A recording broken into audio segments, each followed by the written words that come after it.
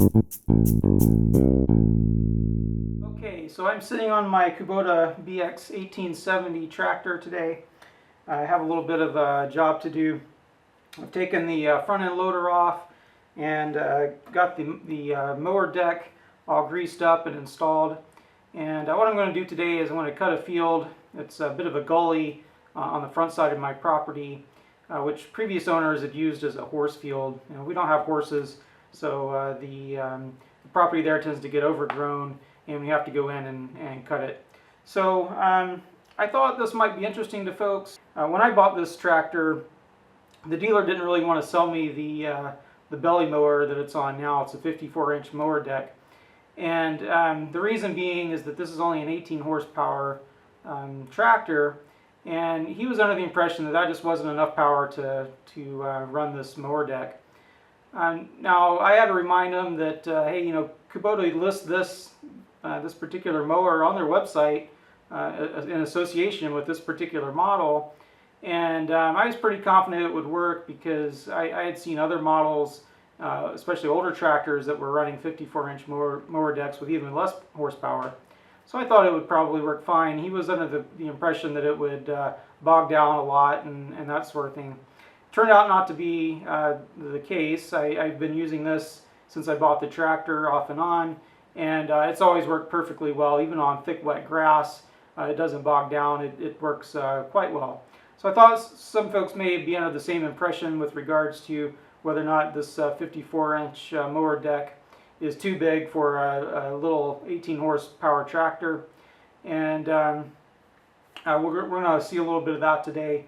And you can make up your own mind whether or not this is a suitable application. So I will say that this field that I'm going to be mowing today, when we moved in, it had really been overgrown. No one had been taking care of it. The weeds had gotten really, really high. In fact, by the time I got around to mowing it, the weeds were around a lot of them were about 5 feet in height. In fact, I just pulled out some of the stuff that that I cut last year. These are, I don't know what this is, but some kind of a reed, and these are really thick, as you can see. So at any rate, when I moved in, I kept telling myself I need to get a brush cutter to mow that area. I was really trying to get away from having to buy yet another a piece of equipment. So one day I had this 54-inch mower deck on, and I said, you know, I'm just going to try it and see how far I get into that gully area with the finishing mower. And I'll keep in mind, you know, a brush cutter is really more suited for that kind of mowing. They usually use a chain or a clutch mechanism to ensure that you don't shear off blades or bolts and that sort of thing.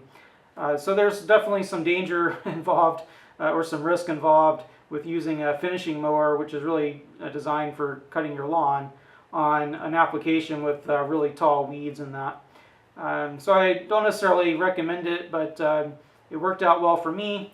I had no problems really. I just had to really take it slowly. This tractor was able to do it because it has four-wheel drive. I also have a garden tractor with a 52-inch deck, a gas tractor, and it's just two-wheel drive. It has a locking differential, but it's just two-wheel drive, and that was not sufficient to get up and down those hills. It kept getting stuck in the tall weeds. But this tractor had absolutely no problems, and so I wanted to show a little bit of that today. Although the weeds aren't nearly as tall this time around because I keep up with the cutting periodically. But I do have some pretty tall grass, you know, probably some grass and weeds that, you know, maybe 4 feet, 3.5, 4 feet tall. So it's not going to be a super easy job. But I thought it'd be a pretty good example, sort of a showcase of what these little tractors can do, even with the finishing mower. So yeah, well, let's get started.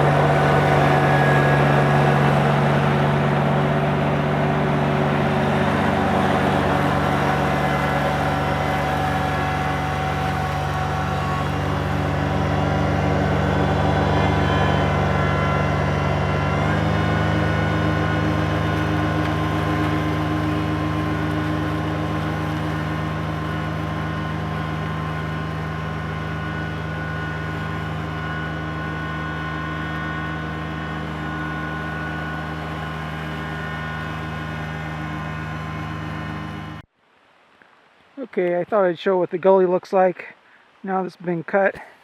As you can see, I wasn't able to cut right next to the apple trees, but I'll come back and get that with the line trimmer. Anyway, I don't know if it comes out on camera here, but this is a really steep hill right here, and there's a lot of potential mines you have to watch out for. Here's quite a big hole that's bigger than the front tire of my tractor. There's another one right next to it I'm about to fill in with dirt. If you're wondering what this cage looking thing is, I have a little baby tree growing in there, and we do that to protect the trees from deer. Deer like to eat the baby leaves. So that job's done, and there are no issues whatsoever cutting that tall grass with this 54-inch mower deck and the 18 horsepower Kubota tractor. No, it didn't slow down at all. It never stalled. It never even plugged up the deck. Now I will say that I had the deck raised up a fair amount, and that's because of the terrain. The terrain's very bumpy, and if you have the mower deck too low, it's just going to hang up and not cut. So I have to raise the mower deck up, which also creates the situation where I had to go over weeds a few times to get them cut down in some sections. The challenge with this job is not the mowing itself, but rather the terrain. I don't know if the camera shows it, but the gully there is really steep in certain sections. It's very uneven. It creates a lot of off-camera situations, and on the backside there's some really sharp drop-offs. In fact, I got the front tires down one of those drop-offs today and had to use the locking differential to get it pulled back out, along with four-wheel drive, of course. So as you could see, it can cut tall grass and thick weeds with no problem.